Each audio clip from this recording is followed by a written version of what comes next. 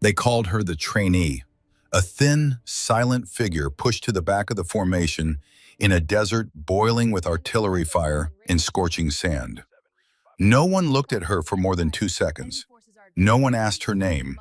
No one cared, until the moment she lifted the radio, her voice steady and cold as the desert night wind, and spoke 4 words that froze the entire platoon. Desert Serpent has locked target. But that moment was still 6 weeks away. The C-130's engines screamed against thin air as the cargo ramp lowered, flooding the interior with heat that hit like a physical blow. 118 degrees of scorching desert air mixed with the smell of diesel fuel and hot metal.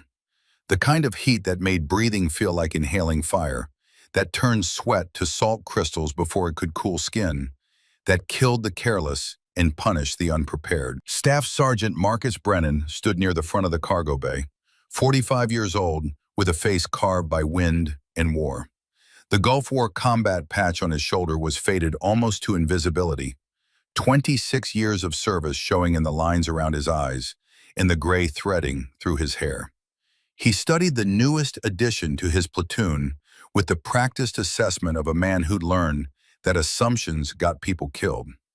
She sat alone at the far end of the bay, field pack at her feet, positioned with geometric precision, rifle secured vertical against her shoulder, muzzle down, safety engaged. Her uniform was clean but worn, the fabric faded in a way that suggested years of use rather than neglect. No patches beyond the standard issue, no insignia beyond her rank, private first class. No combat ribbons, no deployment markers, nothing that would tell you who she was or where she'd been or what she'd seen. Her name tape read Reeves in block letters. That was all. Corporal Derek Sullivan leaned close to Brennan, his voice carrying the particular disdain that comes easily to those who've never been proven wrong. That's our augment. Looks like she just finished basic training. Probably some admin clerk getting her mandatory field time before she goes back to pushing papers at division. Specialist Joanna Whitmore approached from the other side, red hair pulled back tight beneath her helmet, tactical tablet in hand. At 22, she was the youngest member of the platoon, freckles standing out against skin already burned by 2 weeks of desert sun. Her file came through this morning, transfer from somewhere classified. Half the pages are redacted. I've never seen anything like it. Redacted means desk job, Sullivan said with absolute certainty. Means she pissed someone off important and got sent here as punishment. First contact, she'll freeze up. They always do. I've seen it a dozen times. Brennan said nothing. He'd learned long ago that assumptions were a luxury combat couldn't afford. But he watched the woman anyway, studying the way she sat, back straight without tension, eyes forward and unblinking, hands resting loose on her thighs. Her fingers twitched occasionally in a pattern that looked random, but wasn't. Brennan had seen enough snipers to recognize the habit. She was counting. Range estimation practice or breathing control or some other exercise so ingrained it happened without conscious thought. He'd seen that look before. Combat veterans sometimes developed it after enough time in the field. That 1,000-yard stare that looked through you instead of at you. But her record showed no deployments, no field time, nothing that would earn that particular expression of someone who'd seen things they couldn't unsee. The woman, Reeves, never looked at them, not once during the 3-hour flight. Her gaze remained fixed on some point beyond the aircraft's hull, focused on something none of them could see. Not anxious, not afraid, just waiting with the patience of stone. The loadmaster's voice crackled over the intercom, barely audible over the engine roar. 5 minutes to drop zone, check your gear and form up. The platoon stood as one, the familiar rhythm of pre-combat checks taking over. Weapons secured, equipment tightened, water checked, ammunition counted. Each soldier moving through the ritual that separated the living from the careless, the prepared from the dead. Reeves rose last. Her movements were economical, precise, wasting no energy on unnecessary motion. She checked her rifle with the smooth efficiency of someone who'd done it 10,000 times. Chamber clear, magazine seated, safety engaged, optics aligned. The radio pack settled onto her shoulders as if it weighed nothing, balanced perfectly despite the awkward bulk. Her field pack followed, straps adjusted with two quick movements that spoke of muscle memory earned through repetition. She took her position at the rear of the formation without being told, as if she already knew where people like her belonged. The invisible ones, the expendable ones, the ones who didn't rate explanation or consideration. Lieutenant Carter Hayes appeared near the ramp, raising his voice over the engine noise. He was 32, lean and hard, with the kind of face that looked older than it should, carved by responsibility and haunted by mistakes that still interrupted his sleep. 3 soldiers lost on his last deployment, 3 names he whispered in the dark, 3 reasons he followed regulations with religious fervor, as if enough rules could prevent another catastrophe. "Listen up," Hayes called, his voice carrying the clipped authority of an officer trying to convince himself he knew what he was doing. "We're reinforcing 2nd Battalion. They've been engaged for 72 hours straight. Hostile forces have been using the terrain, dunes, wadis, abandoned structures, to mount hit-and-run attacks. Our job is to secure Grid 7 and hold it until the supply convoy reaches the forward base."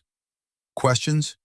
Silence. Asking questions burned time, and time in a C-130 descending toward a hot landing zone was a luxury none of them possessed. Hayes glanced toward Reeves, his expression unreadable. "We've got one augment for this mission. She'll handle communications and observation. No direct engagement unless I give the order. Everyone else, standard combat formation." The ramp dropped fully open. Hot air blasted through the cargo bay, carrying sand and the distant smell of diesel and burning rubber.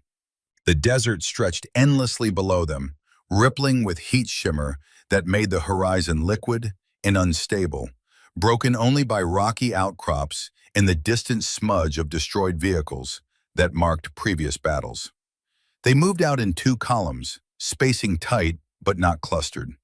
Brennan led the right flank, his boots hitting sand that felt like walking on a griddle heated to cooking temperature. Reeves fell in behind the main body, radio pack bouncing against her shoulders with each step, rifle slung muzzle down in the carry position. Sullivan glanced back at her, then spoke to Whitmore. "Shouldn't she be up front if she's our comms?" "Hayes wants her where she can't screw up," Whitmore replied, keeping her voice low. "Can't blame him. Better to have communications in the back than have some untested private freeze up when bullets start flying." 3 hours into the march, the heat became physical. A crushing weight that made breathing feel like inhaling hot wool, that turned the simple act of walking into an exercise in endurance. Sweat soaked through uniforms within the first 30 minutes, then kept flowing until soldiers felt like they were wearing wet towels. Water consumption climbed. Canteens emptied. The terrain offered no shade, no relief, no mercy. Just endless sand and rock, baking under a sun that felt close enough to touch. Reeves drank less than anyone else. Brennan noticed because he made it his business to notice things that didn't fit patterns. While the rest of the platoon was going through their second canteen, she'd barely touched her first. She moved without apparent effort, her gait unchanged despite the temperature climbing past 120 degrees. No labored breathing, no heat flush, no stumbling or slowing. When they stopped for a brief rest, the platoon collapsed into whatever shade they could manufacture with ponchos and equipment.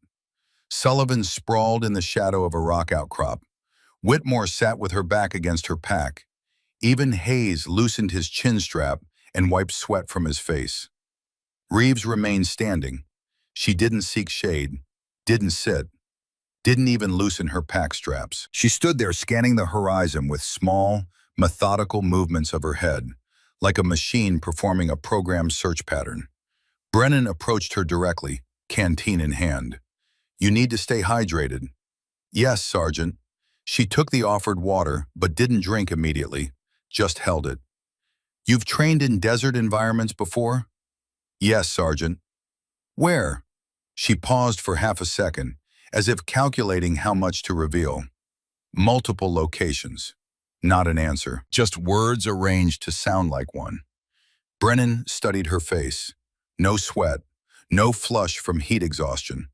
No indication she just marched 3 hours through conditions that would hospitalize unprepared soldiers. She looked like she just finished a casual morning walk instead of a forced march through hell.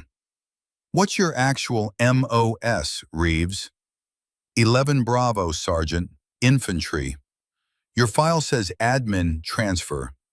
Files say lots of things, Sergeant. She met his eyes then, and for just a moment Brennan saw something there. Not hostility, not defiance, just a kind of patient waiting. Like she'd had this conversation before and knew exactly how it would end. Like she'd learned that explanations were wasted breath and silence was safer. Right, Brennan said. Drink some water. Carry on. By late afternoon, they reached Grid 7. It was a shallow depression surrounded by low ridges, with sight lines stretching 2 kilometers in most directions. Defensible in the sense that you could see enemies approaching from most angles. Exposed in the sense that enemies could see you just as clearly and had multiple approach routes that offered cover until the final assault distance. Hayes surveyed the position with his tactical tablet, comparing the terrain to intelligence reports that were already 3 days old, and probably wrong. Perimeter positions every 50 meters, fighting holes dug deep, interlocking fields of fire. I want this position locked down before sunset. He turned to Reeves. Set up communications. Get us linked with battalion. I want constant updates on convoy status and threat assessment. She nodded once and moved toward the center of the position. Unshoulder her radio pack with practiced efficiency. No fumbling, no checking the manual, no questions about frequencies or encryption protocols. She assembled the antenna with movements so smooth they looked choreographed, aligned the directional dish with mathematical precision, adjusted encryption codes, and had secure communications with battalion established within 6 minutes. Brennan watched from his fighting position while pulling security. 6 minutes. Most communication specialists took 20 on a good day, longer if they were setting up under pressure. She'd done it faster than some special operations communicators he'd worked with. Desk job his ass. As the sun began its descent, painting the desert in shades of orange and purple that would have been beautiful anywhere else, the platoon settled into defensive positions. Brennan dug his fighting hole, positioned his ammunition where he could reach it in darkness, checked his fields of fire, verified his range cards. The familiar rhythm of preparation that every infantry soldier knew by heart. The ritual that might mean the difference between dying quickly and living another day. Reeves sat cross-legged beside the radio, eating an MRE without comment. No complaints about the food, no conversation with nearby soldiers, no attempt to integrate into the unit. She just ate mechanically, while her eyes constantly moved across the landscape, scanning with the systematic pattern Brennan had noticed during the march. Not random scanning, professional, sector by sector, threat by threat, the way someone trained to find targets would search terrain. Whitmore approached Brennan quietly as he filled sandbags. Think she'll last out here? She's lasted this long. That's not what I mean. First contact, she'll probably freeze up. They always do. I've seen it happen. Someone comes from a safe assignment, gets thrown into combat, and they just stop. Brain shuts down, gets people killed. Brennan didn't respond immediately. He'd seen plenty of soldiers fold under fire, and plenty more prove everyone wrong. You couldn't tell which was which until the moment arrived, until bullets started flying and people discovered whether they had what it took or whether they'd been fooling themselves all along. But something about Reeves bothered him. Not her silence, plenty of good soldiers stayed quiet. Not her isolation, some people preferred solitude. It was the way she moved, the way she observed. Like someone who'd already fought this battle 100 times and was just waiting patiently for everyone else to catch up. Like someone who knew exactly what was coming and had already made peace with it. The desert night fell fast, temperature plummeting 40 degrees within an hour. Stars emerged, sharp and clear without the pollution of civilization to wash them out. Wind picked up, carrying sand that hissed against equipment like whispered warnings. Reeves remained at the radio, monitoring frequencies, occasionally making notes in a small weatherproof notebook. She wore no jacket despite the cold that had other soldiers layering everything they owned. Didn't shiver, didn't complain, didn't seek warmth from anyone or anything. Weird one, Sullivan muttered, settling into his sleeping bag nearby. Creeps me out, too quiet, I don't know, too everything. Get some sleep, Brennan said, not taking his eyes off the perimeter. We've got watch rotation in 4 hours. But he stayed awake longer than he should have, watching Reeves's silhouette against the stars, wondering what kind of soldier shows up with a blank record and the skills of a veteran, wondering what she was really doing here, wondering what secrets were buried in those redacted pages, wondering if he'd live long enough to find out. Lieutenant Hayes sat alone in the command post, a shallow fighting hole covered with a camouflage net that did nothing to block the cold, staring at his encrypted tablet. The file on the screen made no sense. Name, Reeves, Elena Catherine. Rank, Private First Class. Service record, deployments, awards and decorations, special qualifications. Everything redacted except her name, rank, and basic training completion date. Everything that mattered. Everything that would explain who she was, or why she was here, or what the hell he was supposed to do with her. He scrolled down to the assignment history. Most of it was blacked out, but he could see fragments between the censored blocks. Attached to, for operations in, specialized training in, advanced, qualification. Incident resulted in, casualties and subsequent, recommended for, but request was denied due to, current assignment represents, pending review by. It was like reading a document that had been halfway shredded, pieces of a story that refused to connect into anything coherent. But there was one more thing. A sealed envelope had arrived with her transfer orders, eyes only for the platoon commander, routing codes that indicated it came from somewhere high in the chain of command.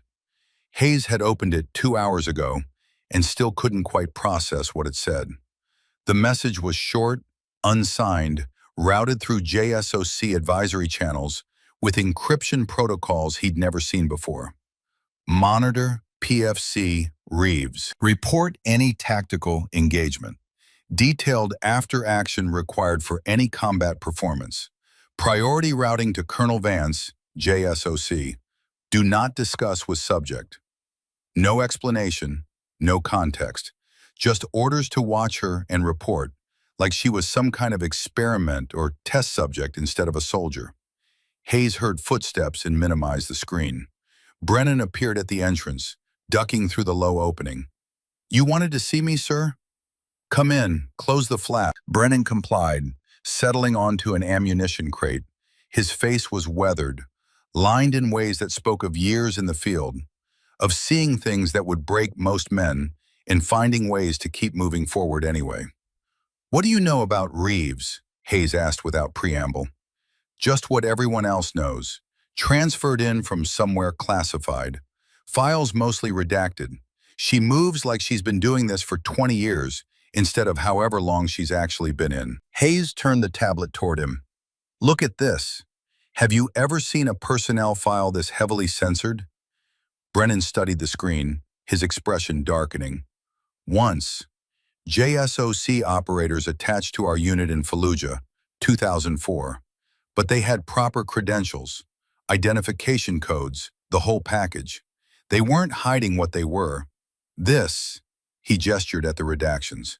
This looks like someone trying to bury her. Reeves is listed as a PFC with no combat deployments, which makes no goddamn sense given what we've observed. The way she handles equipment, the way she scans terrain, the way she moves. That's not someone fresh out of basic. No, Brennan agreed quietly. It's not. Hayes rubbed his eyes, exhaustion pressing down on him like physical weight. I put in a request to battalion for her full file, got kicked back immediately with a note saying, "I don't have sufficient clearance." "You're a platoon leader. What clearance could be higher than that?" Exactly. Hayes pulled up the denial message, showed Brennan the routing codes. So I called a buddy who works in personnel at division, asked him to run her name through the system informally, off the record. And he called me back 10 minutes ago, told me to drop it immediately, said her file has flags on it that automatically notify certain offices when someone accesses it. Wouldn't say which offices, wouldn't say anything else, just told me to forget I'd asked and hung up. The two men sat in silence for a moment, listening to the desert wind whistle through the camouflage netting. "He did tell me one thing before he hung up," Hayes continued, his voice dropping to barely above a whisper.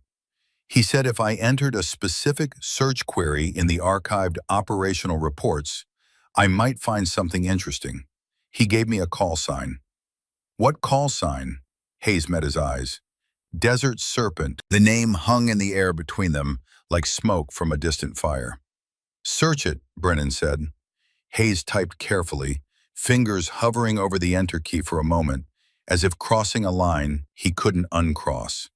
Then he pressed it. The results appeared slowly, loading through encrypted military networks with security protocols that made his tablet work harder than it should. A single document, heavily redacted like everything else connected to Reeves, but with enough visible text to tell a story.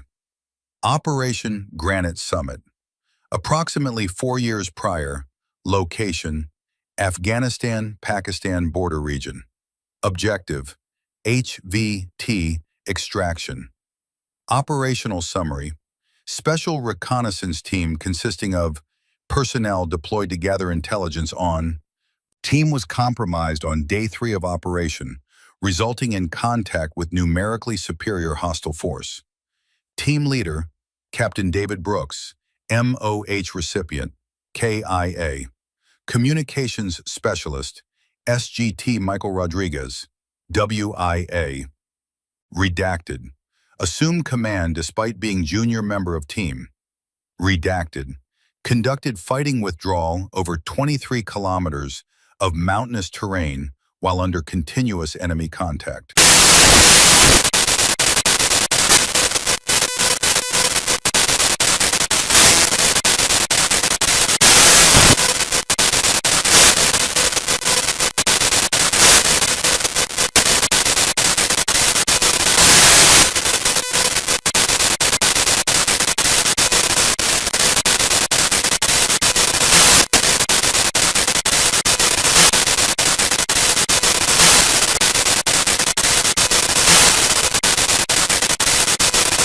Ingredient report 6 months after operation. Following debriefing from operation, discrepancies were noted in after-action reports regarding rules of engagement and authorized use of lethal force. Was investigated for violations, including but not limited to unauthorized engagement of hostile forces, disobedience of direct orders from chain of command, and actions resulting in compromise of mission objectives. Investigation concluded that actions taken were tactically necessary for team survival, but exceeded parameters of original mission authorization. Subject demonstrated exceptional capability, but fundamental inability to subordinate personal judgment to operational requirements. Covert was offered option of court-martial with possibility of imprisonment or voluntary separation from special operations assignment with reduction in rank. Subject chose voluntary separation. All records of specialized training and operational history were classified at TS/SCI level. Subject was reassigned to standard infantry unit with rank reduction to private first class. Note: subject's current assignment should avoid any duties requiring independent decision-making under combat conditions. Recommend close supervision at all times. Additional note: redacted by JSOC authority. Brennan read it twice, his jaw tightening with each pass. When he finally looked up, his eyes were hard. She saved her team, and they punished her for it. They punished her for exceeding her authority, Hayes corrected, though his voice lacked conviction, for disobeying orders. And now she's with us, acting as a PFC, following orders that she probably knows are wrong, watching officers make mistakes she could prevent if anyone would listen to her. Hayes looked toward the command post entrance, toward where Reeves sat alone in the darkness, monitoring the radio. That shot she'll make, he stopped. Wait, she hasn't shot anything yet. No, but when she does, Brennan trailed off, staring at the screen, at the words Desert Serpent, at the notation buried in the text, 37 hostile combatants eliminated over 14-hour period, 37 confirmed kills in 14 hours, while leading a team withdrawal through mountains and keeping them alive against overwhelming odds. What are you going to do? Brennan finally asked. I don't know. Right now, she's still under my command, still bound by my orders. Still just a PFC who's supposed to handle comms and stay out of the way. Hayes closed the tablet with more force than necessary. But if things go bad, if we face a serious assault, I need to decide whether I'm going to keep treating her like a trainee or trust that she knows what she's doing. She saved lives before, kept her entire team alive. She also got her team leader killed, Captain Brooks. Hayes pulled up another screen, showed Brennan the service record. Medal of Honor recipient, Gulf War veteran, one of the best officers in JSOC, died covering her team's withdrawal after she disobeyed his orders. Brennan went very still. Brooks? Captain David Brooks? You knew him? He was my platoon leader. Gulf War, 1991. Battle of 73 Easting. Brennan's voice had changed, become softer, weighted with memory. He saved my life when our Bradley got hit, disobeyed orders to come back for us, took 2 vehicles straight through enemy lines because he wouldn't leave soldiers behind. Hayes studied him. Small world. Not that small. Brooks was a legend. Everyone who served under him knew he'd die for his soldiers. Everyone. Brennan looked toward where Reeves sat.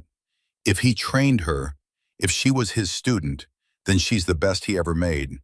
And if she disobeyed him during an operation, he paused, thinking it through. She must have had a damn good reason. Brooks didn't train people who questioned orders lightly. He trained them to think, to make the hard calls when circumstances demanded it. They sat in silence, listening to the night sounds of the desert. Wind, distant equipment noise, the low murmur of soldiers on watch rotation. Get some sleep, Sergeant, Hayes said finally. We'll figure this out in the morning. But after Brennan left, Hayes sat alone with the tablet, staring at that call sign. Desert Serpent. Hell of a name for someone who's supposed to stay quiet and invisible. Hell of a name for the woman sitting 30 meters away, cleaning a rifle in the darkness, waiting for a war she knew was coming. The attack came at 0430 hours, precisely when human alertness bottomed out. That dead hour before dawn when the body craved sleep more than survival, when reaction time slowed and perception dulled and mistakes happened. Not a major assault, probing fire, 3 or 4 shooters launching rounds from a ridgeline 800 meters to the northeast. Bullets cracked overhead with sounds like whips snapping, kicking up sand near the perimeter, testing responses and reaction times and resolve. Contact northeast, Brennan shouted, rolling into his fighting position with the automatic movements of someone who'd done it 1,000 times. Return fire, controlled bursts. The platoon responded instantly, training overriding exhaustion. Rifles barked into the darkness, muzzle flashes strobing like lightning. Tracer rounds drew red lines across the night sky, beautiful and deadly. On the distant ridgeline, shapes moved between rocks, barely visible in the pre-dawn gloom. Suppressing fire, Hayes called from the command post. Keep them pinned. Don't let them maneuver. Reeves hadn't moved from beside the radio. She remained seated, perfectly still, rifle still slung across her back. but she'd pulled out a small monocular and was sweeping slowly across the terrain with deliberate precision. Not toward the obvious muzzle flashes. South, 45 degrees off target. "Reeves!" Whitmore yelled from her position. "Get your weapon up! We're taking fire!" Reeves didn't respond. The monocular continued its methodical scan, patient and precise, searching for something the others couldn't see. Brennan fired another burst, then glanced at her. "What are you looking at?" "Tire tracks," she said quietly, her voice barely audible over the gunfire. "Fresh. 3 vehicles. They circled our position approximately 2 hours ago." "What?" "The shooters on the ridge are a distraction." She lowered the monocular, her face expressionless in the darkness. "The real assault will come from the south in approximately 90 seconds. Hayes heard through the command net.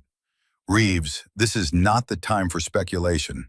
Stay on communications and—" "South side," Reeves interrupted, her voice still flat but slightly louder, cutting through his words with absolute certainty. "Heavy weapons team. They're using the suppressing fire to mask their approach. Check thermal." "I don't see anything," Sullivan said from the southern perimeter, scanning with his rifle optic. "Thermal signature. Check your optics." Whitmore swung her weapon-mounted thermal sight toward the south, away from the obvious contact. Her breath caught, visible as vapor in the cold air. "Holy, she's right. I've got 4 heat signatures moving up the wadi. Range maybe 400 meters. One of them's carrying something big, really big." Hayes's jaw tightened. "Brennan, shift half your team south. Now, move." They moved fast, but not fast enough. In combat, fast is often too slow.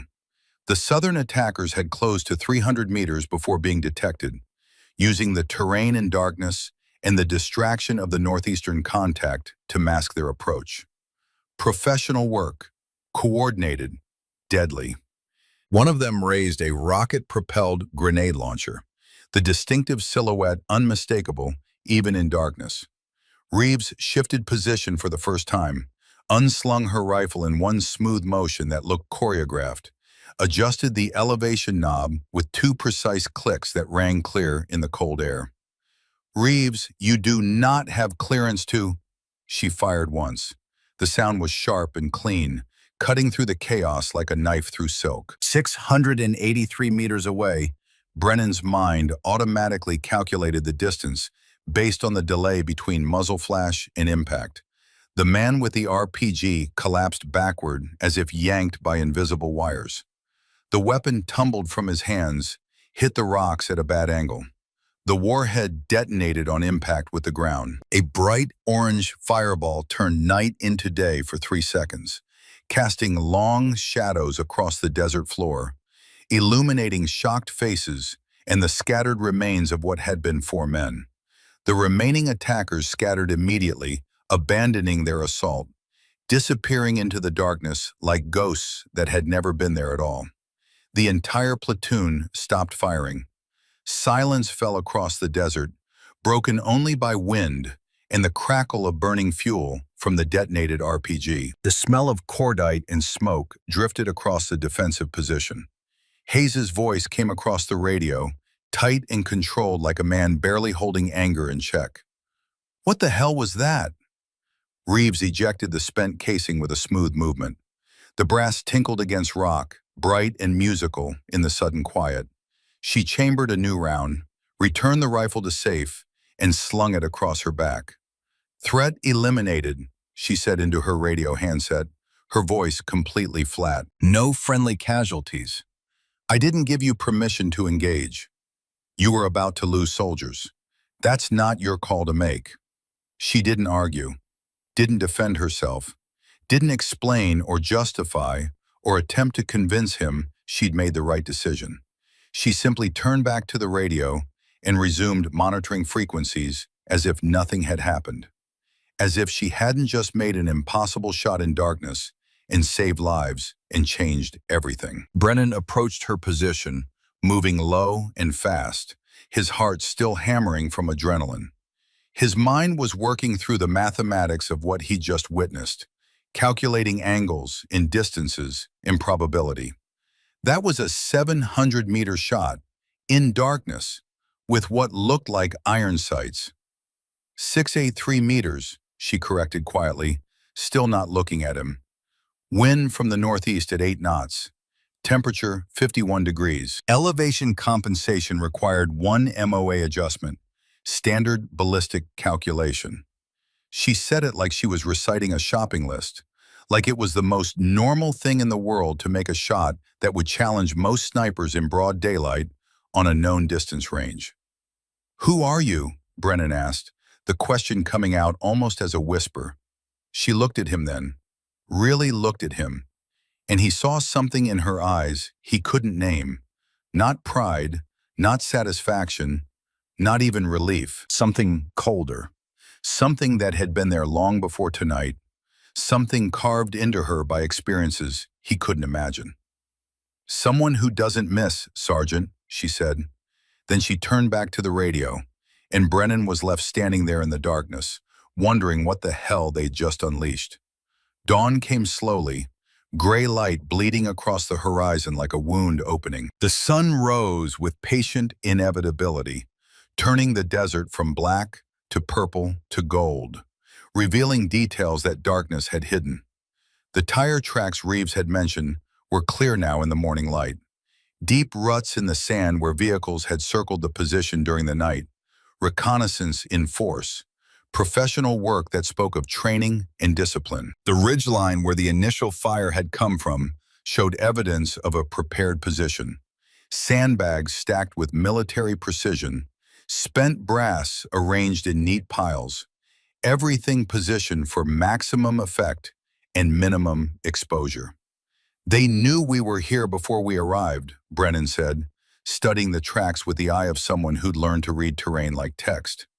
Hayes nodded grimly, his face drawn with exhaustion and something darker. "Battalion intelligence was wrong."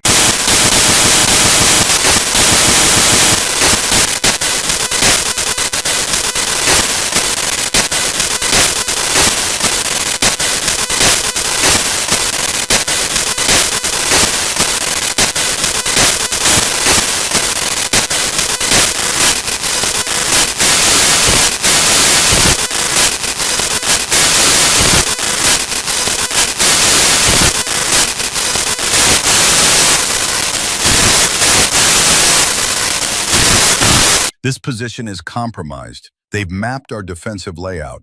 They know exactly where we are, how many of us there are, what weapons we have, how we respond to pressure."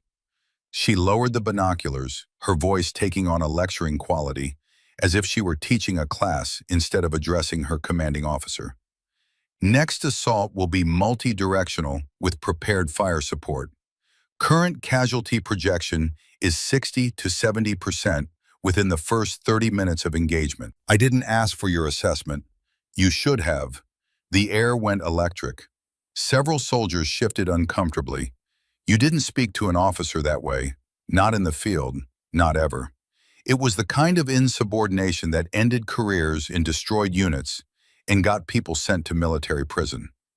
Hayes stepped closer to her, his voice low and dangerous, barely controlled. "You want to end your career right here, Private Reeves? Because that's exactly where you're headed. We're holding this position as ordered. Battalion needs Grid 7 secured for the supply convoy. That's the mission. You don't get to rewrite it because you fired one lucky shot in the dark." Reeves held his gaze for a long moment. Something passed between them, not quite challenge, not quite submission. An understanding, maybe, that they were both trapped by circumstances neither had chosen. "Understood, sir," she said finally. She turned and walked back to the radio without another word, without argument or explanation or any attempt to convince him. Just acceptance. "Christ," Whitmore whispered to Sullivan. "She's got balls, I'll give her that. Talking to an LT like that." "She's got a death wish," Sullivan muttered. "That's what she's got. You don't cross officers and survive in this man's army." Brennan said nothing. He was watching Reeves's back, the set of her shoulders, the way she moved. Not defeated, not chastened, just waiting. like she knew exactly what was coming next and had already accepted it, like she'd seen this movie before and knew how it ended. The temperature climbed as morning wore into afternoon. 115 degrees, 120. The rocks became too hot to touch. Heat shimmer made the horizon liquid and unstable, turned the air into something thick you had to push through with each breath. Reeves sat at the radio, monitoring frequencies, making notes in her weatherproof notebook. 6 hours without moving. No bathroom break, no food, no water that anyone could see. Just constant, unwavering vigilance. Brennan brought her a canteen. You need to stay hydrated. Heat stroke will kill you faster than bullets out here. Thank you, Sergeant. She took the canteen but didn't drink, just held it like a prop in a play. You really think they're coming back? I know they are. How can you be so certain? She gestured to her notebook, filled with meticulous annotations, radio frequencies and their patterns of use, vehicle movements tracked by sound and dust, patrol patterns inferred from the morning's probe. They're being deliberate, methodical. This won't be another probe. Tonight, maybe 2 hours after sunset, when it's dark enough to mask their approach, but light enough to see targets, they'll hit us with everything they have. You should tell Hayes. He won't listen, not to me. Then let me tell him. I'll make it sound like my own tactical assessment. She turned to look at him, studying his face with an intensity that felt invasive. You served under Captain Brooks, Gulf War, Battle of 73 Easting, February 1991. It wasn't a question. It was a statement of fact delivered with absolute certainty. How did you know that? I know everyone who served under him. He talked about all of you. Said you were the reason he stayed in the Army after the Gulf War. Good soldiers worth protecting. Worth the bureaucracy and the politics and all the bullshit that came with staying in. Brennan felt something tighten in his chest. You were his student. I was his biggest disappointment. I don't believe that. You should. She returned to her notebook, closing it with deliberate care. He died because I couldn't follow orders, because I thought I knew better than the mission parameters, because I put my conscience ahead of the team. That's not speculation. That's documented fact. That's not what the report said. The report said what it needed to say to protect people who didn't need protecting. The truth is simpler. She stood, gathering her notebook and equipment. I got Captain David Brooks killed, and now I'm here, watching another officer make tactical mistakes that will get people killed. And I can't do anything about it because no one will listen to a PFC who can't follow orders. She walked to the perimeter's edge and sat alone in the sand, staring east into the gathering dusk, waiting for the war she knew was coming. Brennan watched her go, then turned toward the command post. He had a conversation to have with Lieutenant Hayes. Whether it would change anything, he didn't know, but he had to try. Because in 26 years of service, he'd learned one thing above all others. When someone like Desert Serpent tells you the enemy is coming, you'd better damn well listen. The sun began to set, painting the desert in shades of blood and fire. Somewhere in the darkness, engines rumbled. Metal clinked against metal. Men whispered orders in languages Brennan didn't speak, but whose intent he understood perfectly. And at the edge of the perimeter, Elena Reeves sat alone, counting down the minutes until everything changed. Until the moment she'd been preparing for since the day they'd buried her. Until the moment she could finally prove that some things matter more than rank, or orders, or the opinions of men who'd never had to choose between following rules and saving lives. The memory came to Elena in the thin hours of waiting, sharp and unwelcome as broken glass. Afghanistan, 4 years ago, a mountain village where the air tasted like dust and diesel, where shadows moved with deadly purpose, and where she learned that some choices cost more than you can ever repay. The village clung to the mountainside like something that had grown there organically, stone buildings weathered gray by wind and time and the passage of generations. Through her scope, 800 meters distant, Elena could count the cracks in the walls, could see the way dust motes danced in shafts of sunlight cutting through doorways, could read the expressions on faces of people who had no idea what was about to happen. She was 24 years old, staff sergeant, designated marksman for a 6-person reconnaissance team operating so far beyond the wire that even their own command didn't know exactly where they were or what they were doing. Captain David Brooks's voice crackled in her earpiece, warm and certain and tinged with an authority that came from experience rather than rank. "Serpent, what do you see?" Village Square. 12 civilians gathered in formation. Males, females, children. Armed hostiles separating them into groups. Looks like some kind of selection process. Copy. Maintain observation. Wilson, you getting this? Thomas Wilson, the CIA handler attached to their mission from some air-conditioned office in Kabul, responded with the particular arrogance of men who made life-and-death decisions without ever hearing the screaming. Affirmative. Continue observation. HVT hasn't arrived yet. Under no circumstances are you to compromise this operation. Maintain cover and report any changes. Elena adjusted her scope, tracking the armed men as they moved through the villagers. Something felt wrong. The way they were organizing people, the deliberate nature of their movements, the expressions on the faces of the villagers. This wasn't a meeting. This wasn't commerce or religion or any of the normal rhythms of village life. This was something else, something darker. Brooks switched to their private channel, cutting Wilson out of the conversation. "Talk to me, Elena. What's your gut saying?" She'd served under Brooks for 3 years by that point. He'd found her at sniper school, recognized something in her that even she hadn't fully understood. Patience, precision, the ability to make impossible shots look routine, the willingness to wait hours or days for a single perfect moment. He'd pulled strings to get her assigned to his unit, had trained her personally, had turned her into something exceptional.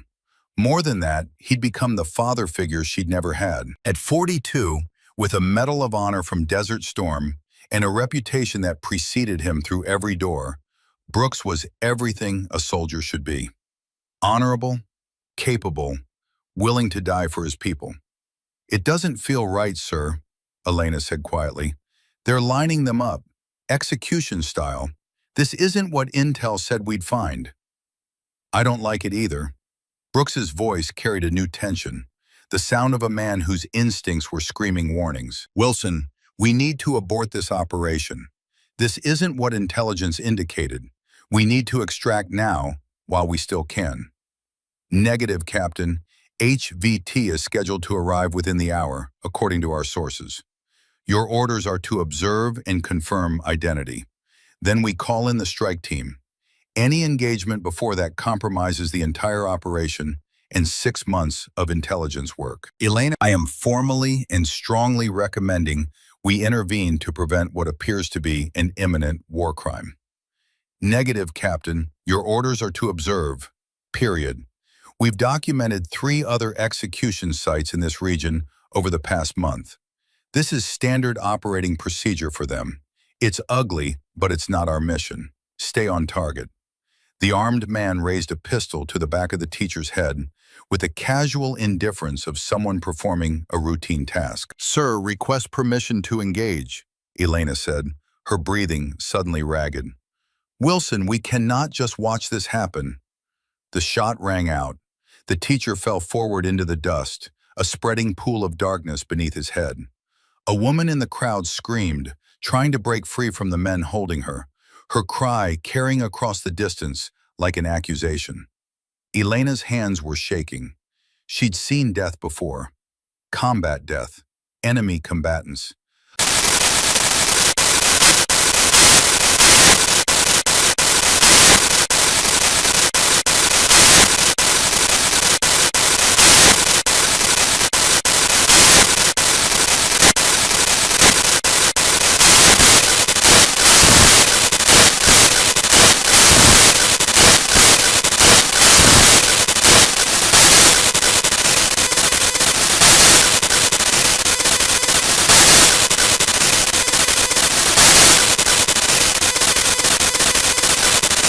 They dragged the woman forward, the one who'd been screaming. She was pregnant, visibly so, her belly swollen beneath traditional dress. She was crying now, pleading in Pashto, the words incomprehensible, but the meaning crystal clear. "Please, mercy, my child." "Captain Brooks," Elena's voice barely worked. "Sir, they're going to kill a pregnant woman." "I see her." Brooks sounded like he was being torn apart. "Wilson, I am formally requesting permission to engage on humanitarian grounds. We cannot allow the execution of a pregnant civilian." "Request denied, Captain. Those are your orders from CIA Command. Observation only. If you engage, you compromise this operation, and I will personally ensure you face court-martial for disobeying direct orders during a classified operation. Do you understand?" The woman screamed as they forced her to kneel beside the teacher's body. She was begging now, hands clasped in prayer or supplication, tears streaming down her face, begging for her life, begging for her unborn child. "Elena, listen to me." Brooks switched to their private channel, his voice carrying more emotion than she'd ever heard. "I know this is hard. I know what I'm asking you to do. I know it's wrong. But we have to trust the chain of command. We have to believe there's a bigger picture we can't see. We have to believe that following orders serves a greater purpose, even when it feels like betrayal." "She's pregnant," Elena whispered. "I know. They're going to kill her baby." "I know." The shot came. The woman fell. The baby that would never be born died with her. A future ended before it could begin. Elena squeezed her eyes shut, but it didn't help. The image was burned into her retinas, into her soul, into whatever part of her still believed in justice, or mercy, or any of the other lies they told you in training. When she opened them again, they were dragging forward a boy. 12 years old, maybe 13, thin, terrified, crying for his mother, the woman they just murdered, crying with the desperate hope of a child who still believed someone would save him. The teacher's son, the woman's child. She understood that without needing translation. "No," Elena said. "No, no, no." "Elena." "Sir, he's a child." "I know, but if we engage now, we blow the mission. The HVT won't come. All of this will be for nothing." Wilson's voice cut in, cold and clinical. "Serpent, this is a direct order from CIA Command Authority. Do not engage. We are 3 minutes from HVT arrival according to our sources. Maintain your position and your discipline."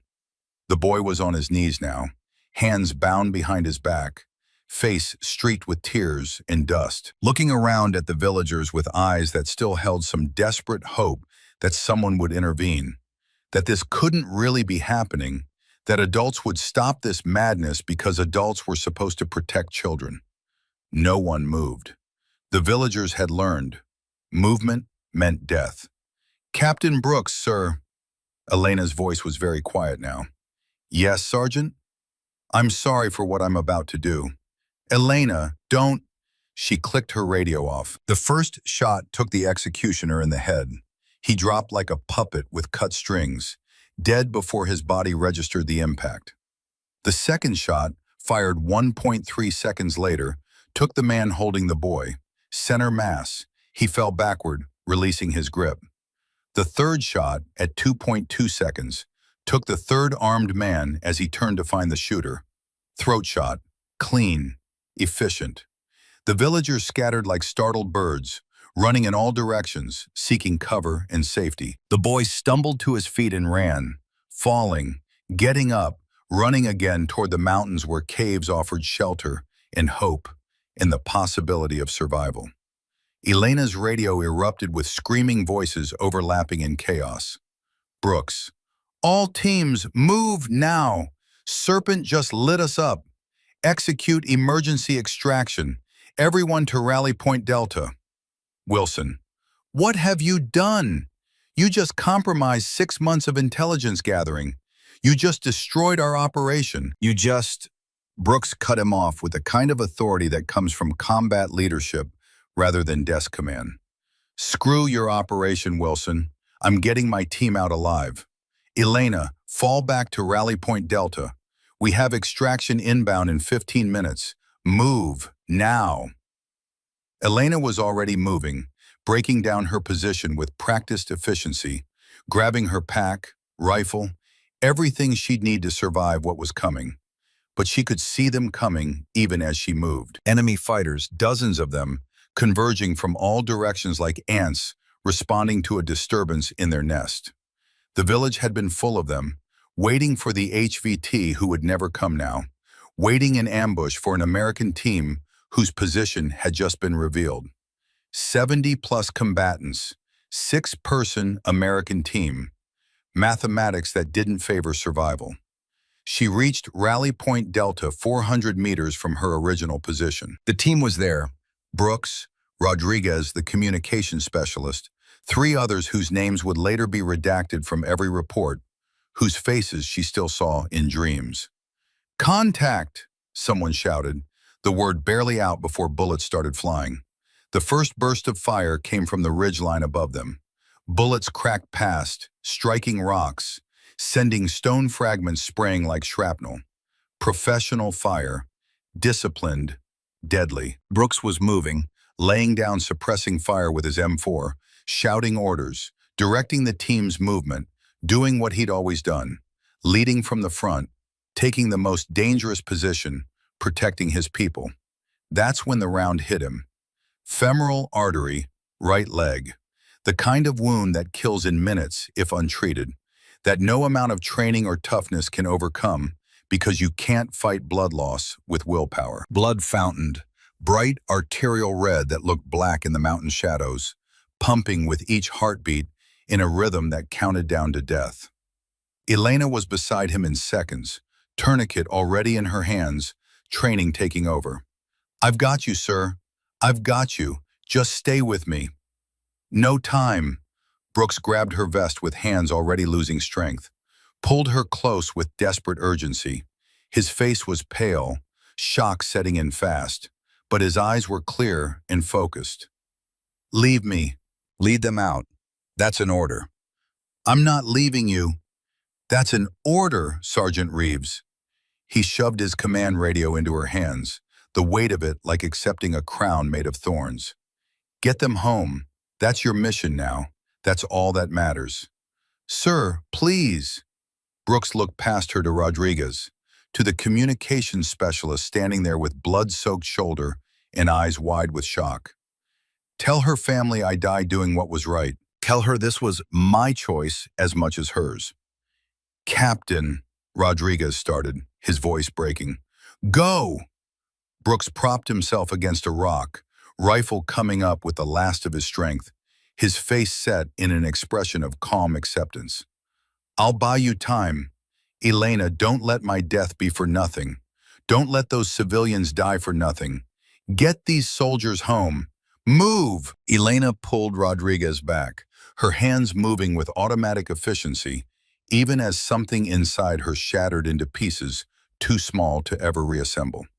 The communications specialist was staring at Brooks, at the blood pooling beneath him, at the reality of what was happening. "We have to go," Elena said, her voice somehow steady despite everything breaking inside her chest. "He gave us an order. We follow it." They moved. Behind them, Brooks's rifle started firing in controlled bursts, professional, calm, disciplined, like he was on a range instead of bleeding out on a mountainside in the middle of nowhere, like this was just another training exercise instead of the last moments of a life spent in service. His voice came over the radio one final time, weak but clear. "Elena, you did the right thing. Don't ever doubt that. Don't ever let them make you doubt that." Then static, then silence, then nothing. Elena led them through 23 kilometers of hell. Every wadi was an ambush waiting to happen. Every ridge was a potential kill zone. Every rock could hide an enemy fighter with an AK-47 and the training to use it. She called shots like she was solving math problems, like Brooks had taught her.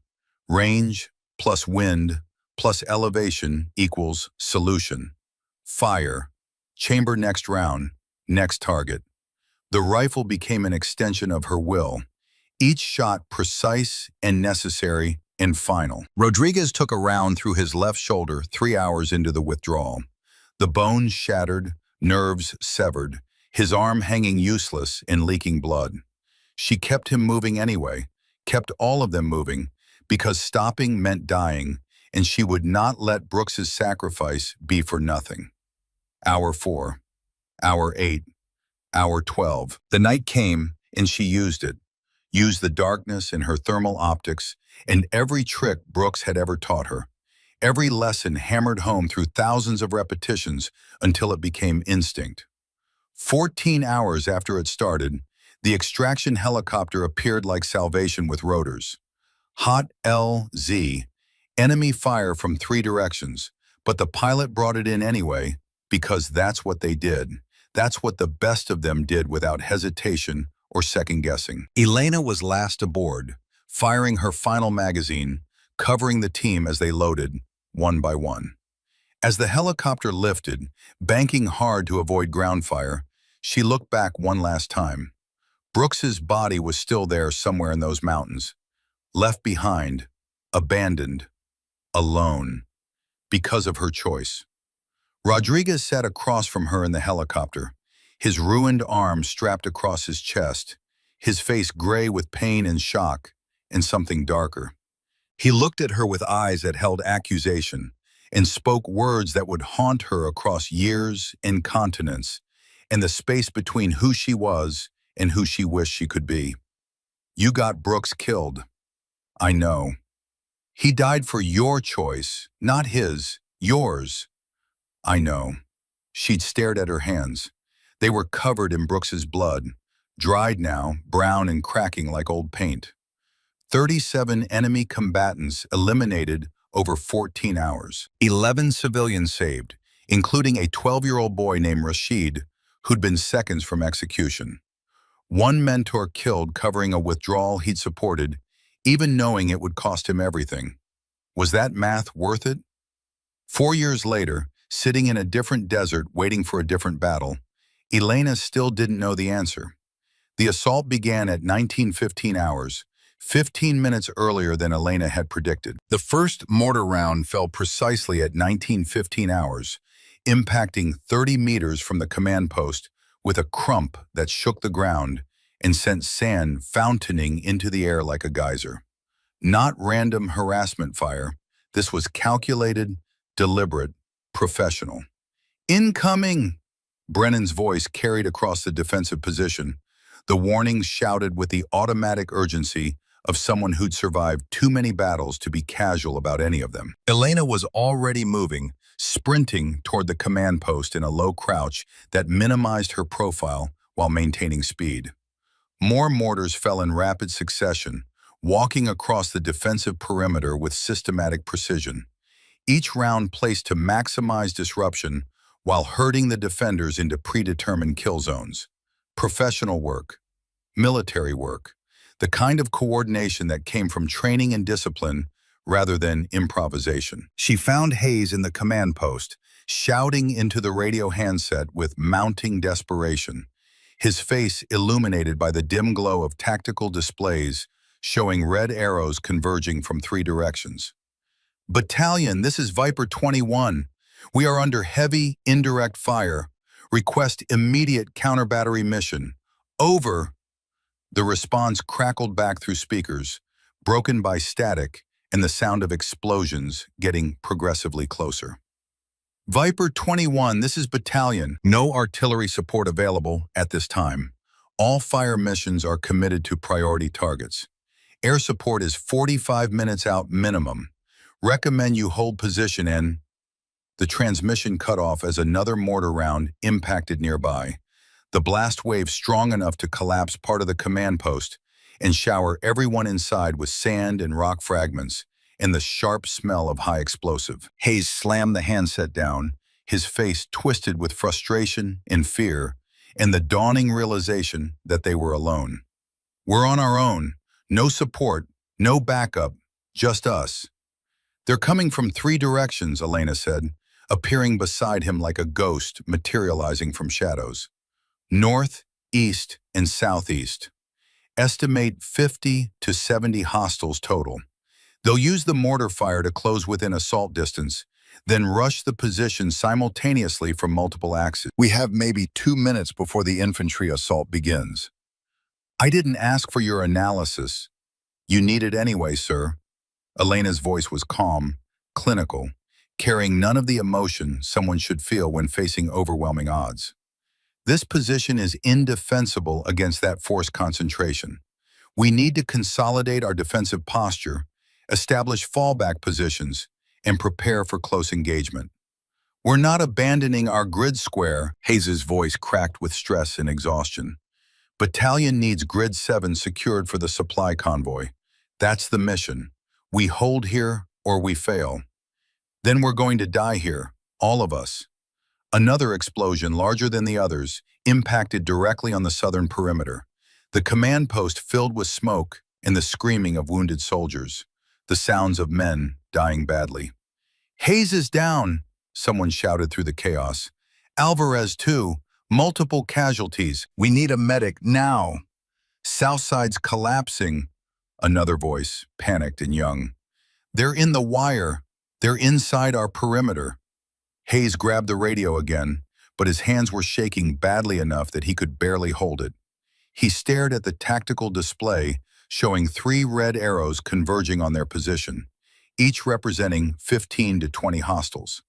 50-plus enemy combatants against a single understrength platoon. No support, limited ammunition, and now casualties mounting by the second. Elena watched him struggle with the decision, watched the moment when pride and regulations collided with reality, and reality won. "What do you recommend?" he finally asked, his voice barely audible over the explosions. "Give me tactical control of defensive fire. You handle casualty evacuation and coordinate with battalion for extraction.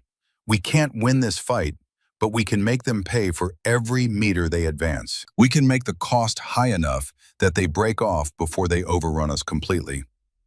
You're a PFC. I can't just hand you command.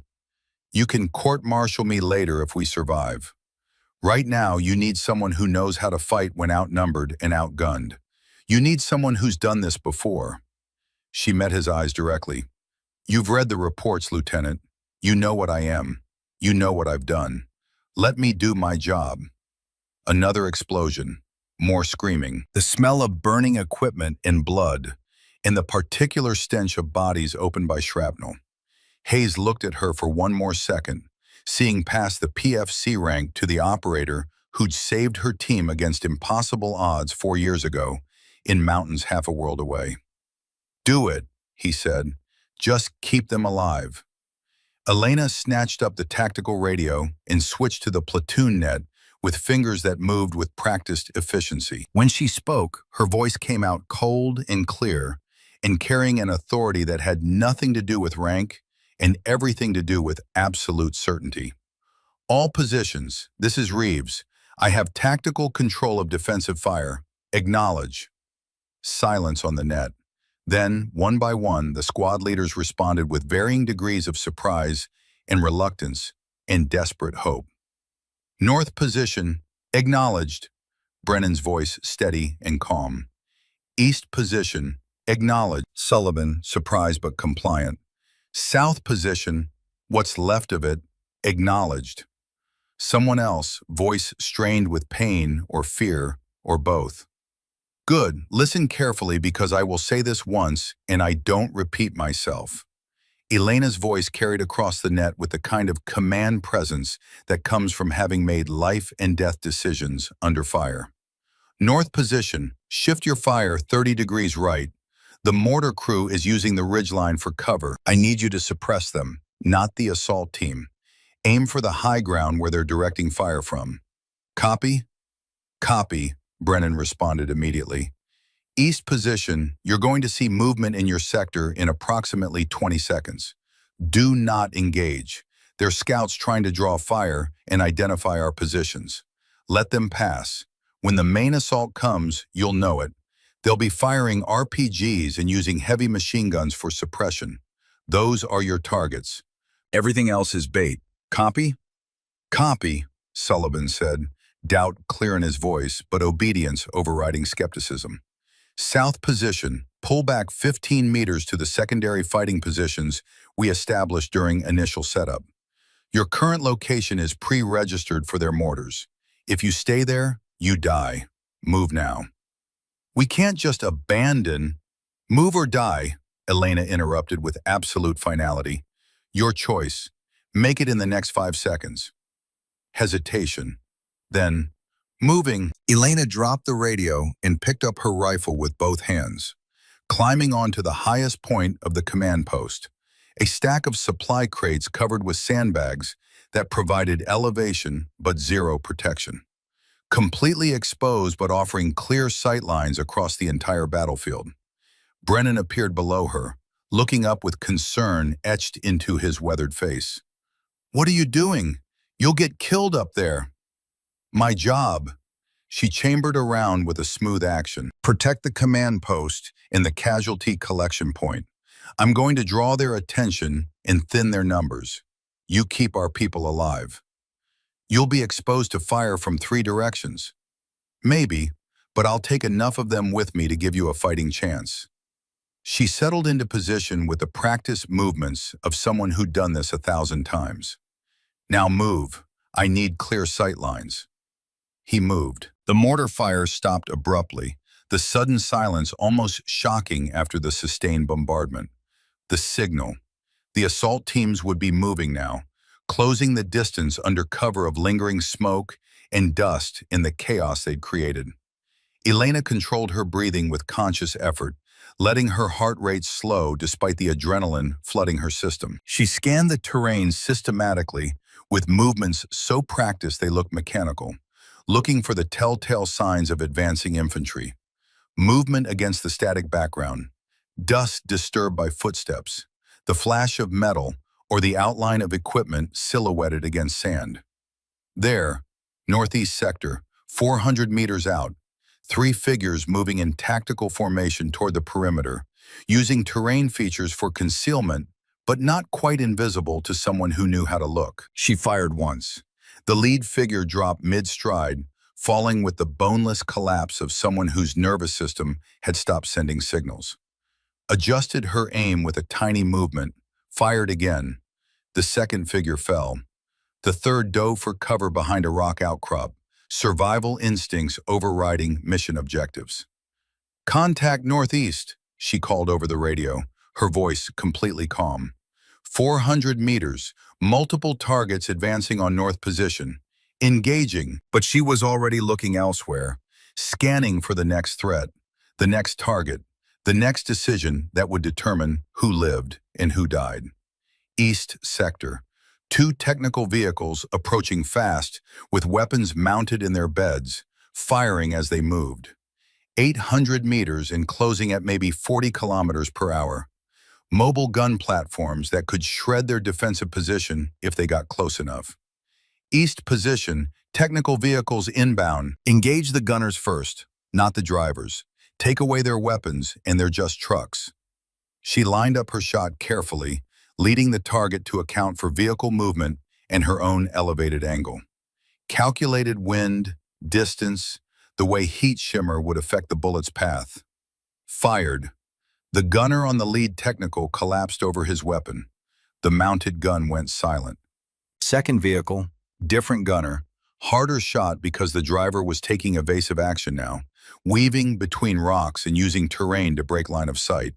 Fired. The round sparked off the vehicle's frame. Miss. She adjusted without emotion, without frustration. Breathed. Calculated. Fired. The second gunner fell. Both vehicles swerved apart, drivers realizing they were being engaged by precision fire from an elevated position. That continuing the assault meant dying uselessly.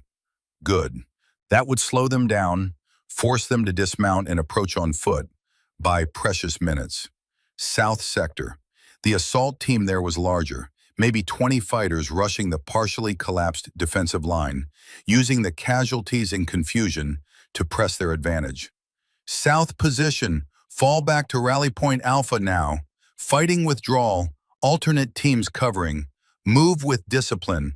The Southern defenders peeled back in good order, one team laying down suppressing fire while the other moved, then reversing roles. Not a rout, a controlled, tactical retreat executed with the kind of discipline that training hammered home through endless repetition. The assault team pressed forward, emboldened by what looked like success, moving faster and with less caution. Elena adjusted her position slightly, picked her targets with cold calculation. Not the lead elements charging forward, they'd just be replaced. The leaders, the ones directing from positions of cover in the rear, the ones whose death would create confusion and hesitation. 3 shots in rapid succession. 3 figures fell from positions 30 to 50 meters behind the main assault. The attack momentum faltered visibly, fighters looking around in confusion as the voices that had been directing them went silent. North position, shift fire to support south sector. Crossfire pattern on my mark. Execute now. The northern defenders repositioned with practiced efficiency, catching the southern assault team in a devastating crossfire from 2 directions simultaneously. Bodies fell. The coordinated attack dissolved into scattered fighters seeking cover. The assault broke. "Cease fire," Elena ordered. "Conserve ammunition. Watch for secondary assault.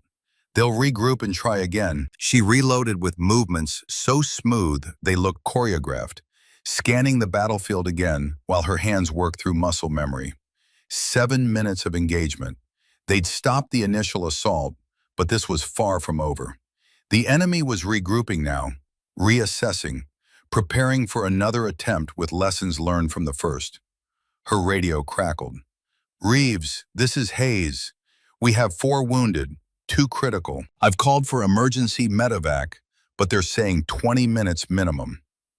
"Copy. Hold the casualties at Rally Point Alpha.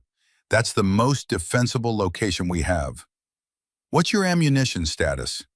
She checked her remaining magazines without taking her eyes off the terrain. 60 rounds remaining. I've been selective. "How many confirmed kills?" 13.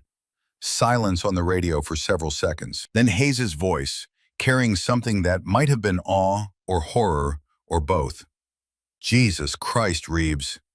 It's not over, sir. They'll regroup and hit us again within 10 minutes. We need to prepare for..." A new sound cut through the desert air. Helicopter rotors, growing louder, approaching from the west. "Viper 21, this is Reaper 65. We're inbound with your medevac and reinforcements. Pop smoke for landing zone identification." Reinforcements. They'd survived long enough for help to arrive, for the cavalry to show up like something from a movie, except this was real, and the blood was real, and the bodies were real. Hayes's voice came over the platoon net, lighter now, infused with relief and the beginning of hope. "All positions, mark LZ with purple smoke. Prepare for friendly helicopter landing. Maintain defensive posture." Elena climbed down from her elevated position as purple smoke billowed across the defensive perimeter, marking the landing zone with the international signal for friendly forces. The helicopter swept in fast and low, door gunners scanning for threats with mounted weapons, the pilot handling the aircraft with the kind of aggressive confidence that came from having done this too many times to count. It touched down for exactly 90 seconds, long enough to load the wounded with efficient gentleness, drop off 6 fresh soldiers who looked eager and young and unprepared, and 4 crates of ammunition that hit the sand with solid thuds.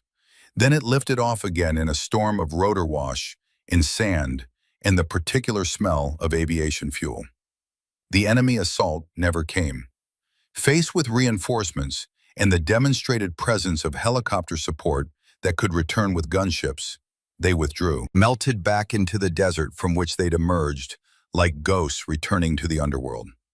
By the time the sun fully rose, casting golden light across the battered defensive position, the battle was over. But everyone knew who'd won it. Everyone knew who'd kept them alive when all the mathematics said they should be dead. The debriefing took place in a tent that smelled like canvas and sand, and the particular staleness of recycled air. Major Diana Foster sat behind a field desk, 45 years old with eyes that had seen too much and forgiven too little, reviewing reports with the kind of focused intensity that made junior officers nervous. Hayes stood before her, presenting the after-action report with careful precision. The enemy assault began with concentrated indirect fire at 0515 hours. They coordinated attacks from 3 directions simultaneously, attempting to overwhelm our defensive position before we could receive support or reinforcement. Foster studied the tactical map, her finger tracing the red arrows marking enemy approach routes. Casualties? 4 wounded, 2 critical but stable, no KIA. Foster's eyebrow raised fractionally, the only indication of surprise. You held off an estimated 70 hostile combatants with a single understrength platoon and took only 4 wounded. That's remarkable. Walk me through your defensive tactics. Hayes hesitated. This was the moment he could take credit, file a report that made him look competent or even brilliant, possibly advance his career beyond the shadow of his previous failures. Or he could tell the truth. He looked toward the back of the tent where Elena sat alone, rifle propped beside her, expression unreadable. She didn't look at him, didn't acknowledge his attention, just sat there like a statue carved from desert stone, waiting with infinite patience. I didn't win that fight, Major, Hayes said quietly. She did. Foster followed his gaze. Elaborate. PFC Reeves assumed tactical control of defensive fire during the engagement. She identified enemy approach routes before they materialized, directed our limited forces with precision, and personally eliminated 14 hostile combatants from an elevated position while under fire from multiple directions. 15, Elena said from the back without looking up. What? Foster turned to face her. 15 confirmed kills, ma'am. There was 1 more after the helicopter departed. Enemy sniper in an overwatch position preparing to engage the landing zone. I handled it.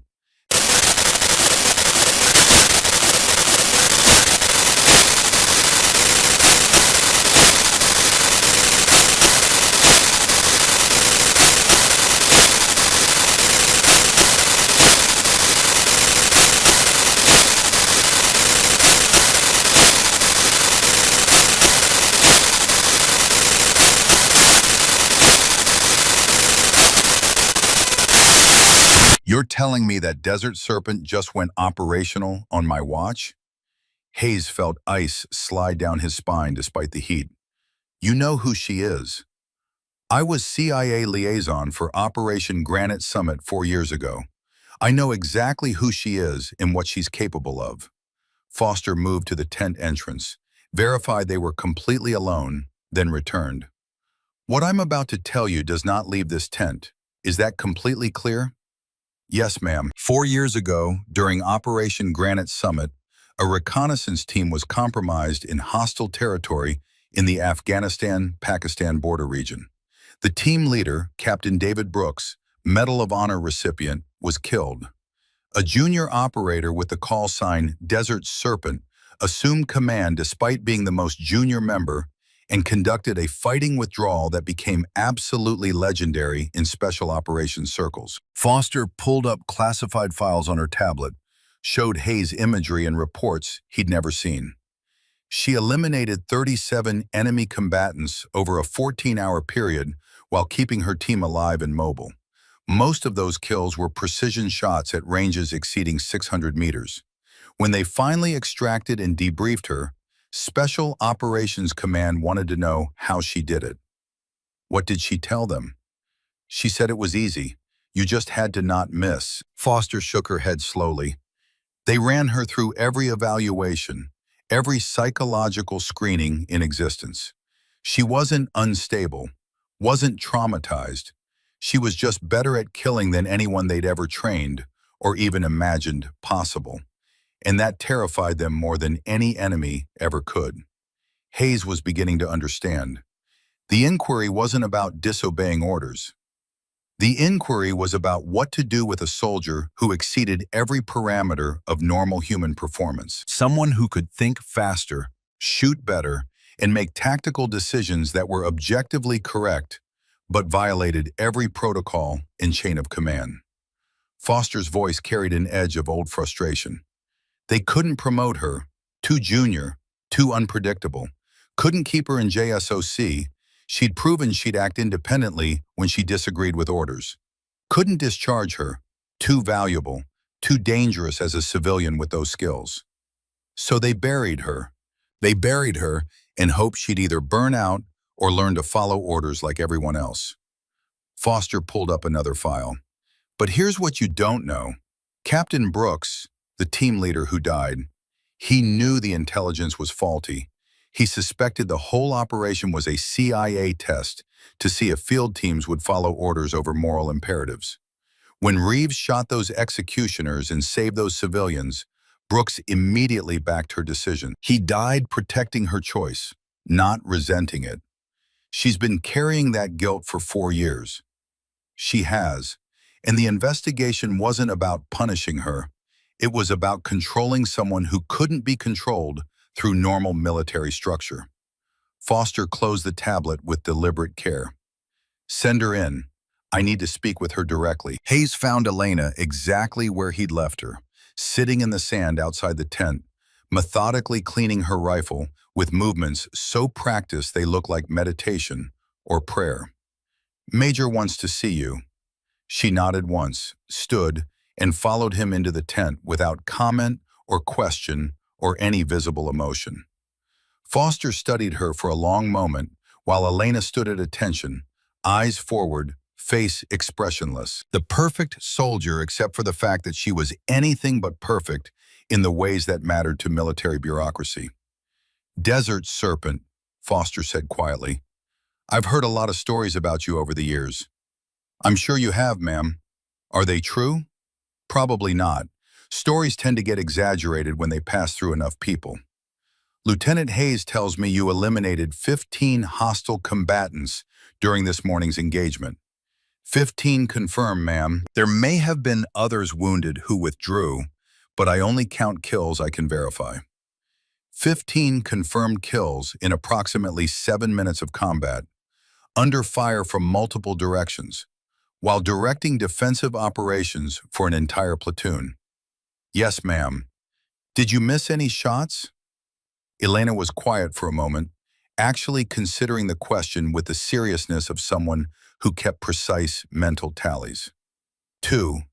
The technical gunner required a follow-up shot because I didn't compensate adequately for vehicle movement combined with crosswind. I should have led the target more. Foster laughed, a short, sharp sound without real humor. Jesus Christ, they really did bury a legend in the ranks, didn't they? She circled Elena slowly, like a predator assessing prey or a general reviewing troops. Why didn't you just leave 4 years ago? Take a discharge, go civilian, leave all of this behind and build a normal life. Because this is what I am, ma'am. Take away the uniform and I'm just someone exceptionally good at killing people. At least here, I can kill the right people for the right reasons. That's a hell of a way to look at your career. It's an honest way. Foster stopped circling. I'm going to ask you a direct question, and I want absolute honesty. Can you follow orders? Can you operate under command authority without going rogue when you disagree with tactical decisions? No, ma'am. The blunt honesty seemed to catch Foster off guard, as if she'd expected deflection or equivocation. You're openly admitting you can't follow orders. I'm admitting that when I see people about to die because of decisions I believe are wrong, I'll intervene every single time without hesitation. I can't turn that off. I've tried. Elena met the Major's eyes directly. So if you're asking whether I'll be a good, obedient soldier who does what she's told and doesn't question authority, the answer is no. But if you're asking whether I'll keep people alive and complete whatever mission actually matters, the answer is yes. Always. That's exactly what I was afraid you'd say. Foster turned away, hands clasped behind her back in the posture of an officer making difficult decisions. You're a liability, Reeves. An exceptionally talented liability, but a liability nonetheless. The moment I put you back in any kind of combat role, you become my responsibility. And I can't afford to have a soldier who picks and chooses which orders to follow based on personal judgment. I understand, ma'am. Do you? Because I don't think you really do. You're too damn good at what you do. That's your curse. Foster turned back to face her. If you were average, we could just discharge you and be done with it. But you're not average. You're a strategic asset that we can't use because using you means accepting that sometimes you'll do things your own way, regardless of orders or chain of command. Foster moved to her field desk, pulled out a folder with official seals. I'm sending you back to your unit as a PFC with a notation in your file that you performed adequately during the engagement. Nothing more. No medals, no commendations, no official recognition. Thank you, ma'am. Don't thank me. I'm not doing you any favors. I'm burying you again because that's the only way to keep everyone safe, including you. Foster's voice softened slightly. But for what it's worth, that thing you did this morning, taking command, organizing the defense, keeping all those soldiers alive against overwhelming odds, that was extraordinary. You should know that even if no one else will ever officially acknowledge it. I don't need acknowledgement, ma'am. I just need people to go home alive to their families. Elena left the tent. Outside, the platoon was waiting. Brennan, Whitmore, Sullivan, Hayes, others whose faces she'd memorized over 6 weeks of deployment. What did she say? Whitmore asked. She said I performed adequately. Adequately? Brennan's voice rose with indignation. You saved the entire platoon. You personally eliminated 15 hostiles while directing defensive operations under sustained fire from 3 directions. That's not adequate. That's exceptional by any possible standard. That's not how the official report will read. And that's fine. Elena picked up her rifle. I don't need credit or recognition. I need all of you to survive and go home to whatever lives you have waiting. But that night, as Elena sat alone cleaning her rifle for the 3rd time, the radio crackled with a transmission that would change everything again. Any station, this is Reaper 61. We have a critical situation developing at Grid 12. 17 friendly personnel pinned down in Canyon, multiple hostile contacts, requesting experienced sniper support. Over. Elena stared at the radio for a long moment. Grid 12 was 40 kilometers east, outside her unit's area of operations. Not her problem, not her responsibility. She could ignore it, stay silent, let someone else handle it. Brennan appeared beside her like a ghost. You going to answer that? If I do, I'm Desert Serpent again. If I don't, 17 soldiers probably die. Brooks would say do it. Elena looked at him, at this man who'd served under her mentor decades ago, who'd survived because Brooks had disobeyed orders to save his people. You really think so? I know so. He never could walk away from soldiers in trouble. That's why I'm still here. That's why you're here. Brennan gestured at the radio. That's why those 17 soldiers are waiting for someone to help them. Someone who can do what needs doing. Elena picked up the handset, thumb on the transmit button. One decision, one moment. Everything changes or everything stays the same. She pressed the button. Reaper 61, this is Desert Serpent. I have precision engagement capability. Send coordinates and situation report. Long silence. Then, Desert Serpent, confirm call sign. Confirmed, send grid coordinates. Copy, Serpent. And it's good to have you back on the net. 6 hours later, after a forced march through darkness that would have broken most soldiers, Elena lay prone on rock that still held the day's heat. 1,500 meters from Grid 12, she studied the terrain through her scope, while Brennan lay beside her with a spotting scope.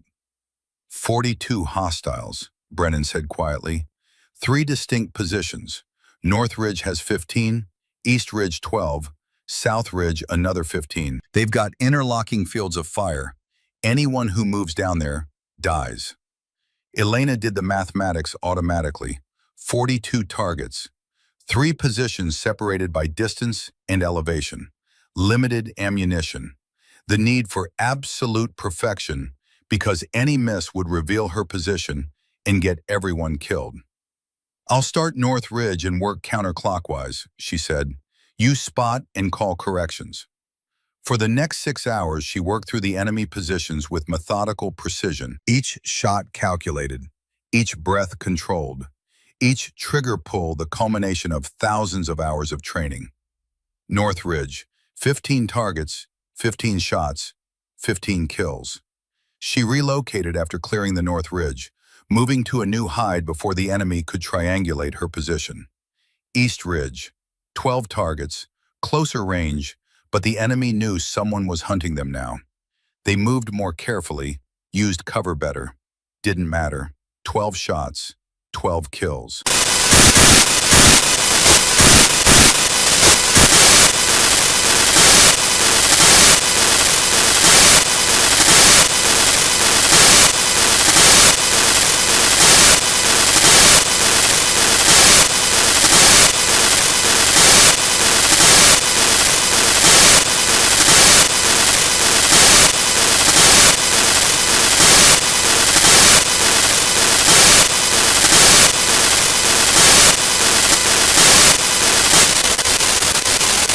She'd seen his scope flash twice, watched him search with professional discipline.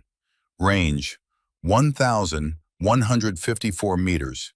Wind, 8 knots gusting to 10. Temperature, 4 degrees colder than an hour ago. Light, almost gone. She calculated, adjusted, breathed. Let her heart rate slow to nothing. Let the world reduce to mathematics and will, and the space between intention and action. Fired. 3 seconds of flight time. The bullet arcing through space with physics and hope. The enemy sniper fell. "Jesus Christ," Brennan whispered. 1154 meters. New record. That's the longest confirmed combat kill I've ever witnessed. 42 shots, Elena said quietly, already breaking down her position. 42 confirmed. Perfect mission. The radio crackled. "Desert Serpent, this is Reaper 61. I don't know what you are or how you did that, but 17 soldiers are going home alive because of you. We owe you everything." "Just doing my job." Serpent out. When they returned to base 18 hours later, a black SUV was waiting with government plates and the kind of anonymous menace that spoke of classified operations and decisions made above the level where answers were given freely. Colonel Richard Vance emerged wearing no insignia, but carrying authority like a weapon he'd mastered decades ago. 52 years old, silver hair cut military short, eyes that had seen things and made peace with them. "Sergeant Reeves," he said. "Private, sir." "Not if I have anything to say about it." He held out a folder with official seals. "Colonel Richard Vance, JSOC. I knew Captain Brooks before he became your teacher. He was my student first." Elena took the folder with hands that wanted to shake. Inside, personnel action, reinstatement, promotion to captain, assignment as chief instructor for advanced sniper school at Fort Benning. Everything she'd lost 4 years ago, offered back with full restoration. "Before Brooks died," Vance continued quietly, "he left something with me, for you, in case you ever came back to us." He handed her a sealed envelope. Brooks's handwriting on the front, as familiar as her own. "For Elena, when she's ready." Elena's hands did shake as she opened it. The letter inside was written in the precise hand she remembered from 1,000 training critiques and mission debriefs, and the occasional handwritten note of encouragement. She read it aloud, her voice breaking on every other word, unable to stop the tears that had been waiting 4 years to fall. "Elena, if you're reading this, you made a choice that cost me my life. Good. That means you did the right thing. I trained you to be the best marksman I've ever seen. But more importantly, I tried to teach you to be human first, soldier second. Don't let them turn you into a weapon. You're more than that. You've always been more than that. The military will offer you everything back. Rank, position, respect, all the things they took away. Only accept if you can do it your way, on your terms. Don't become what they want you to be. Become what you choose to be. I'm proud of you, kid. I always was. Even when you drove me absolutely crazy with your moral absolutism. Especially then. Go save lives. And try not to disobey too many direct orders along the way. Your proud mentor, Captain David Brooks. P.S. Tell Brennan I still owe him a beer from 73 Easting. He'll know what I mean. Brennan stood beside her, reading over her shoulder, his own eyes wet. He remembered, Brennan said quietly. Vance waited with infinite patience. So, will you accept? Elena read the letter again, hearing Brooks's voice in every word, feeling his presence like he was standing right there beside her. I'll accept, she said finally, but only on my terms. Name them. I stay enlisted. I teach at Fort Benning, but basic sniper course, not advanced. Why basic? You're qualified to teach SEAL teams. Because I don't want to create more desert serpents. Elena met his eyes. I want to create more Brooks. Leaders who know when to break the rules. Soldiers who understand that being human matters more than being perfect. Vance studied her for a long moment. You're refusing a commission to be an enlisted instructor. I'm accepting a mission. Teaching is my mission now. Creating people who understand that the hardest part of this job isn't the shooting. It's knowing when not to shoot. Vance smiled slightly. Brooks would be proud, and probably laughing. He usually was. 3 months later, Elena stood before 24 students at Fort Benning, Georgia. Morning sunlight cut through pine trees and caught on dew-covered grass. She wore her PFC rank with quiet pride, had refused every promotion offered, chosen to stay exactly where she was. Brennan stood beside her, assistant instructor, the same rank he'd held for 15 years because he preferred being close to soldiers rather than managing them from air-conditioned offices. I'm PFC Reeves, Elena said. This is SSG Brennan. We'll be teaching you basic sniper fundamentals. Pay attention, work hard, and you might graduate. A hand went up. Young private, cocky. No offense, but a PFC teaching us? Shouldn't we have someone with more experience? Brennan smiled. She holds the record for longest combat kill in JSOC history, 1,154 meters. Last month, 42 confirmed kills in a single operation with 0 misses. Any other questions about her qualifications? Silence. Shooting is mathematics, Elena continued. Wind, distance, temperature, elevation. Anyone can learn mathematics. The hard part isn't making the shot. The hard part is deciding when to take it. That's what separates good snipers from people who just know how to shoot. Another student, older, with deployment patches. What if orders conflict with what you know is right? Elena paused, looked at Brennan. He nodded slightly. Then you make a choice, Elena said carefully, and you live with the consequences. Like I do every single day. My mentor taught me that sometimes the rule book is wrong. Sometimes you have to do what's right instead of what's authorized. He died protecting that principle. I teach it to honor his memory. At lunch, mail call brought a single envelope postmarked Afghanistan. Elena opened it carefully. Dear Sergeant Reeves, I am the boy you saved 4 years ago. My name is Rashid Ahmadi. I finished secondary school this year with highest honors. I have scholarship to university in Kabul for civil engineering. I will rebuild my village. I will make it stronger than before because you gave me a future when armed men wanted to take it away. Captain Brooks visited our village 1 month after that terrible day, before he died. He brought food and medicine and school supplies. He told my father, she's the best of us, the best of what America should be. He was right. Thank you, Desert Serpent. Thank you for choosing us over your orders. Thank you for showing me that courage means doing what is right, even when it costs you everything. I will never forget you. Rashid Ahmadi. Elena read the letter 3 times, then carefully folded it and placed it in her pocket next to Brooks's letter. 2 pieces of paper, 2 lives that had shaped hers in ways she was still understanding. That afternoon, a young Marine struggled with breathing control. Elena knelt beside her. "What's your name?" "Private Martinez, ma'am." "I'm not a ma'am. I'm a PFC. Same rank you might end up if you're unlucky enough." Elena adjusted the girl's position. "What's got you nervous?" "I don't know if I'm good enough for this." Nobody knows if they're good enough until they try. And even then, you never really know. You just keep trying to be better than yesterday. Elena paused. "My mentor taught me something. The hardest part of being a sniper isn't the shooting, it's the wait. Every trigger pull changes something, ends something. You carry that forever. Make sure you understand what you're signing up for before you commit to this path." You make it sound like a burden. It is a burden, but it's also a privilege. The privilege of protecting people who need protecting. The privilege of making sure good people go home alive. Elena stood. "Now stop overthinking and take the shot." Martinez breathed, settled, fired.